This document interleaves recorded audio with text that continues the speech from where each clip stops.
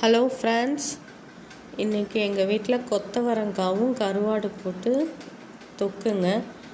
இந்த தொக்கு அப்படியே சாப்பாட்டில் கலந்தும் சாப்பிட்லாம், இல்லை இது சைடில் ரசம் ஊற்றியும் சைடில் வச்சு தொட்டு சாப்பிட்லாம்.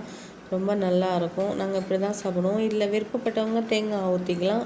நானும் தேங்காய் ஊற்றி தான் செய்வேன். இப்போ குவான்டிட்டி கொஞ்சம் கம்மியான எனக்கும் அவருக்குன்றதுனால கொஞ்சம் தொக்கு மாதிரி செய்கிறதுனால தேங்காய் ஊற்றி செஞ்சாலும் ரொம்ப நல்லாயிருக்கும். கருவாடு பேக்கெட் கருவாடு தான். சுடு தண்ணி போட்டு கொஞ்சம் நேரம் ஊற வச்சிட்டிங்கன்னா நல்லா ஊறிடும். அதுக்கப்புறம் நம்ம தேய்ச்சி வாஷ் பண்ணி போட்டுடலாம்.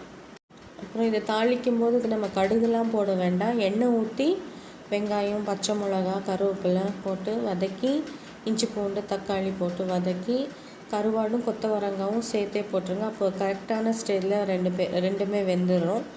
நல்லா ஒரே நேரமாக போட்டுருங்க. கருவாடு பிடிக்கிறவங்களுக்கு இதோட டேஸ்ட்டு தெரியும். செம்ம வாசனையாக இருக்கும்.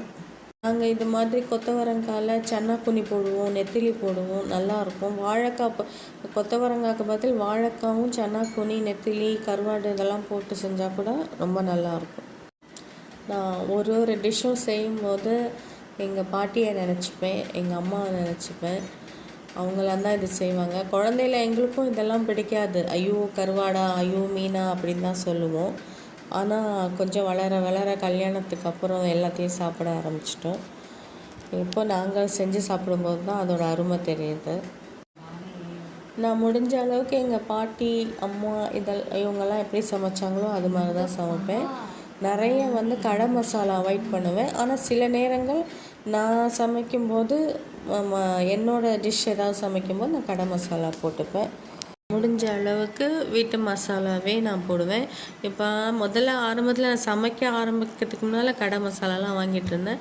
அப்புறம் நான் ஒன்று ஒன்றா வீட்லேயே செஞ்சுப்பேன். கரம் மசாலா கூட நான் வீட்லேயே தான் செஞ்சுக்கிறேன். கருவாடு தொக்கு வேண்டான்னு சொல்லிட்டான் பையன், அதனால அவனுக்கு கொஞ்சோண்டு சிக்கன் தொக்கு செஞ்சேன்.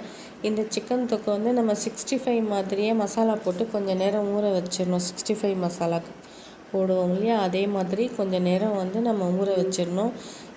மிளகாத்தூள், மஞ்சத்தூள், உப்பு, 65 மசாலா கூட கொஞ்சம் போடணும். தயிர் போட்டு கொஞ்சம் நேரம் ஊற வச்சிட்டிங்கன்னா அது நல்லா ஊறிடும். அதுக்கப்புறம் எண்ணெய் ஊற்றி நீட்டாக கட் பண்ண வெங்காயம் போட்டு நல்லா வதக்கி, இதை எடுத்து ஊற வச்சுருக்க சிக்கனை எடுத்து அதில் போட்டு மூடி வச்சுருங்க. அது நல்லா தண்ணியெல்லாம் போயிட்டு நல்லா வற்றினதுக்கப்புறம் நல்லா இன்னும் கொஞ்சம் வேக விட்டு எண்ணெய் பிரிஞ்சு வர வரைக்கும் வேக விடுங்க. இல்லை தக்காளிலாம் போட வேண்டாம். இந்த டேஸ்ட்டே சூப்பராக இருக்கும், வித்தியாசமாக இருக்கும். இந்த தொக்கு இட்லி, தோசை, சப்பாத்தி எல்லாத்துக்கும் மேட்ச் ஆகும். ரைஸுக்கு கூட மேட்ச் ஆகும். 3 பேர் நான்வெஜ் சாப்பிடுவாங்க. எப்பயும் ஒருத்தங்களுக்கு வெஜ்ஜு செஞ்சே ஆகணும்.